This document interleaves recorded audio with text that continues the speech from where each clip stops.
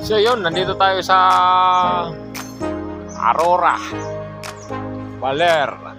Nasa Diteke tayo, Diteke Bridge. Ayun. So ayan, sarap, tames. Ayan, motor ride.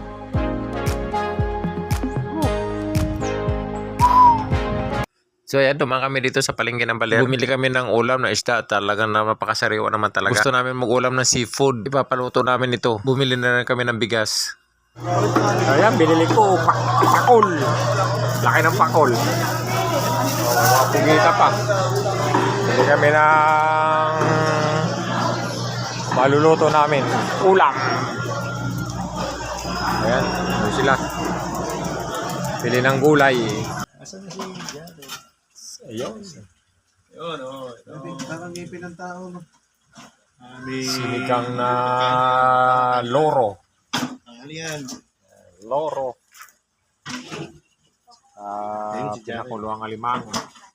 Saka inihaw na pakul. O tawagin ito pakul. Ay, oo nga pala, pakul. Tara pa tayo, kain tayo. Marami to. Halika kayo.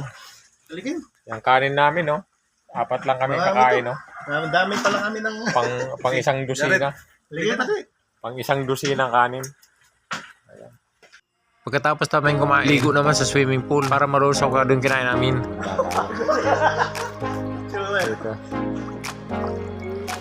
Busog kasi sir, busog. Kaya ano, yung walang anong hangin yung ano, tiyan. Puro puno ng pagkain eh.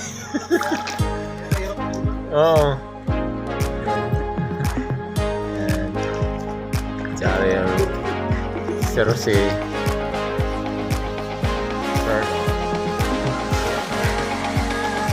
Uy! Yun na yung swimmer.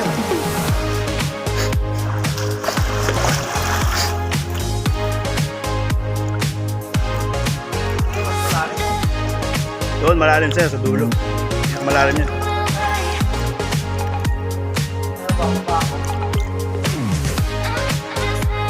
Lalim. Lubog yung kami yan. Lubog. Yeah.